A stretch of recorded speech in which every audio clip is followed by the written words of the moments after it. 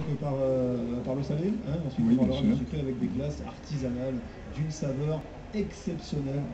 J'en parle en connaissance de cause parce qu'on est venu me voir sur le stand et vraiment on s'est régalé. C'est vrai quand on parle de l'Italie, c'est la pizza hein, qui est là, qui représente peut-être pas l'art culinaire italien, mais ça en fait partie. Oui, oui, oui, oui, bien sûr. C'est vrai qu'en Italie, on a plein de recettes traditionnelles et je dirais vraiment gastronomie et pizzeria, vraiment, c'est excellent. On a beaucoup, beaucoup de choix et plein de produits frais et ça va, ça, ça va plaire beaucoup aux passionnés de la Ouais. cuisine italienne. Alors la pizza, les pizzas que l'on peut déguster chez vous sur Aix-en-Provence, restaurant pizzeria Dal Gladiatore.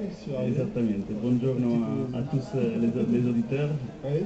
Et Qu'est-ce qui fait le secret d'une bonne pizza? Une pizza italienne, Alors, c'est quoi? Comment prépare-t-on la pâte? Est-ce qu'il faut qu'elle soit fine? Est-ce qu'il faut qu'elle soit épaisse? exactement. Le contenu, les ingrédients. Il y a plein de choses.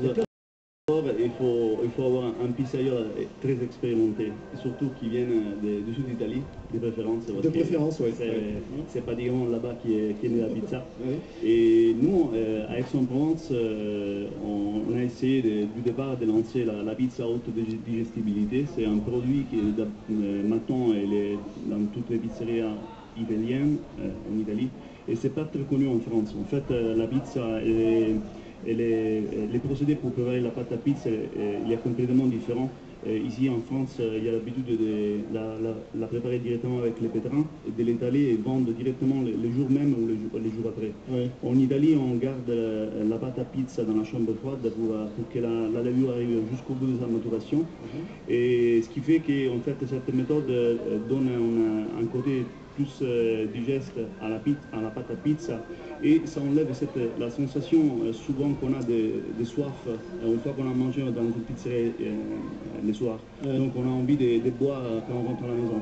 Et voilà, l'effet d'avoir une pizza haute digestibilité, ça rend la pâte à pizza plus digeste, plus légère et forcément on a plus cette désagréable sensation de soif qui nous laisse l'effet que la levure n'a pas atteint la fin de la maturation. Voilà. Est-ce qu'il faut que la pâte soit véritablement fine? Est-ce que c'est ça la alors, véritable pizza italienne? La pâte fine, alors si vous allez en Italie, dans chaque région, il y a une pâte différente. D'accord. Il faut dire, voilà, moi je peux vous porter deux exemples. Par exemple, à Naples, ils font la pâte très épaisse, plus humide, et la pizza elle est un peu plus petite, elle est cuite au feu de bois 450 degrés en 90 secondes. Ça c'est vraiment la vraie pizza verace napoletana. Et la pizza à Rome, par exemple, moi je viens de Rome, c'est complètement différente parce qu'elle est plus croustillante, elle est plus fine, comme vous dites, et elle est plus grande. Voilà. Elle est cuite pas forcément au feu de bois. Et donc, mais bon, ça plaît beaucoup aux Romains, ce type de pizza, mais si vous allez à Naples, voilà, c'est tout un autre produit, mais bon, moi je viens de Rome, mais franchement, je préfère celle de Naples parce que vraiment, c'est exceptionnel. D'accord, on peut déguster en tout cas les pizzas. Il y en a combien sur votre carte, là, au restaurant? Alors, une pizza, on a une douzaine de pizzas. Après, on a deux spécialités qu'on a introduites également qui ne sont pas connues en France. Le saltimbocca, c'est une spécialité, c'est pratiquement un gros sandwich fait avec la pâte à pizza, avec des produits frais à l'intérieur, qui sont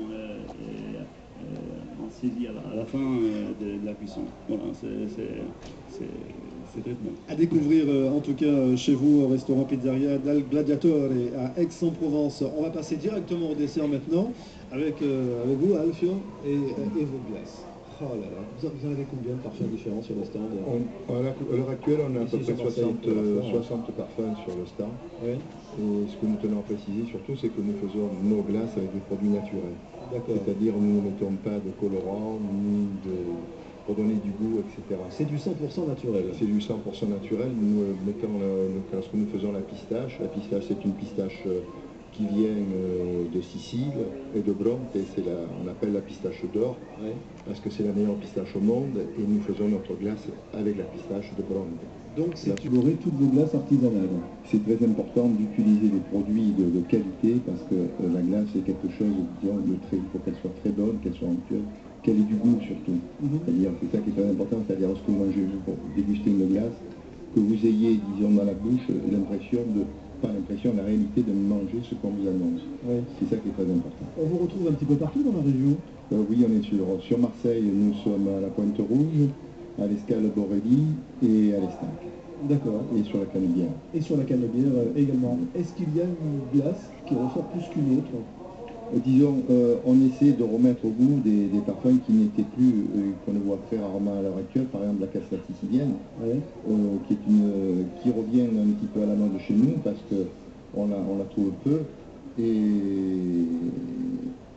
disons que la cassate, disons qui a été fait au XVIIIe siècle en Sicile, à l'origine c'était un gâteau traditionnel de Pâques. Oui. Et disons que nous refaisons la cassate sicilienne, et d'ailleurs nous rendons compte que sur le stand, disons qu'elle marche très très fort. Parfait. Merci en tout cas de nous avoir parlé de ces glaces artisanales, Gelatinine, c'est ça? C'est ça. Hein, avec Alfio qui vous attend, avec toute l'équipe, au pavillon italien.